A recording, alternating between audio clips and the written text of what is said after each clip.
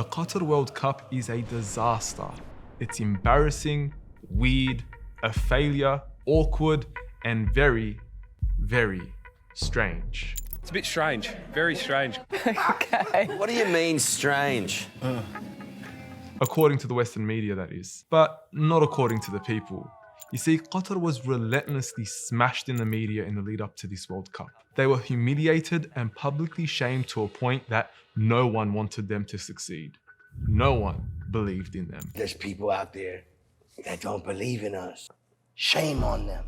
They were blasted for almost everything, from their ban on alcohol, their requirement for modest clothing, their stance on the LGBT, and even for having separate queues for women passing through security. Just had to go through a special gate in Qatar for ladies only. So degrading. And look, by no means am I saying that all the criticism was baseless and overly dramatized. There were some valid criticisms that perhaps needed to be raised, but for the most part, the criticism was absolutely ridiculous. See, despite all the attempts to humiliate the nation, including the attempts of the superheroes in rainbow capes coming to the rescue, I think it's clear to see that they all failed miserably. Not only were the Qatari people able to silence their critics, but even the many foreigners in attendance left the detractors at a loss for words. I mean, let's start with the hysteria surrounding the alcohol ban in stadiums, a move that was labelled weird and strange by many. Okay. What do you mean strange? It's just got a weird atmosphere. I've been to World Cups at Brazil and then also Russia. Yet this so-called weird ban was a proven success. Multiple reports of women have come out saying they felt safe in the alcohol-free stadiums, safe from sexual harassment and catcalling. Numerous families have also come out praising the ban on alcohol for creating a family-friendly environment, allowing them to watch the football safely and peacefully. Truth is, it was never weird to ban alcohol. What is weird, however, is to be well aware of the numerous lives we've lost on our roads and in our homes to alcohol, yet still not see the problem. What's weird is to be well aware of the enormous amount of alcohol-fueled violence at football games through rioting and looting and still not see the problem. But anyway, let's move on. Let's talk about the modest dress code at stadiums. It's good to see a lot of women enjoying it over there too, Clinty. There weren't too many in the stands, were there, Carlos? Haven't spotted one yet, Clint. It was never a big deal to begin with, and the only people that truly had a problem with it were perverts and creeps. And even the separate lines for women passing through security.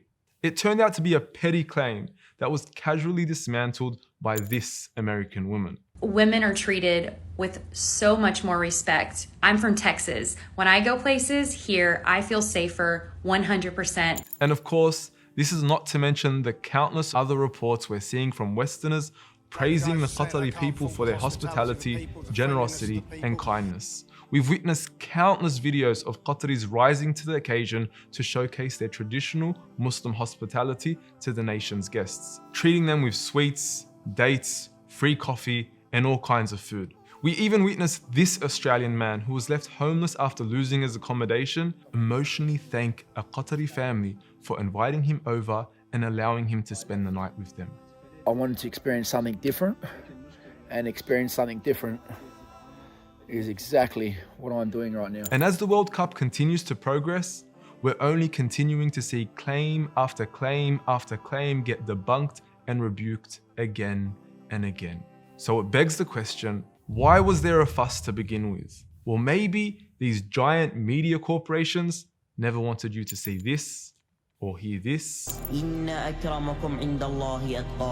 or maybe even hear from him. Jesus Christ, peace be upon him, was a messenger of God. And maybe they couldn't bear to see Muslims in the limelight and successful for once.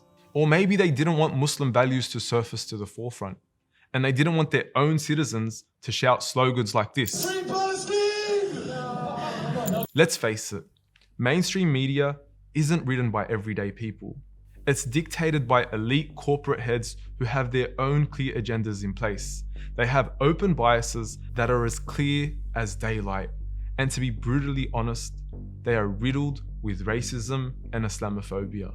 Almost all the reports we've seen are tainted with casual racism and a clear disdain for Muslim values and people. Okay. What do you mean, strange? Yet guess what? All their claims are being ratioed on the daily.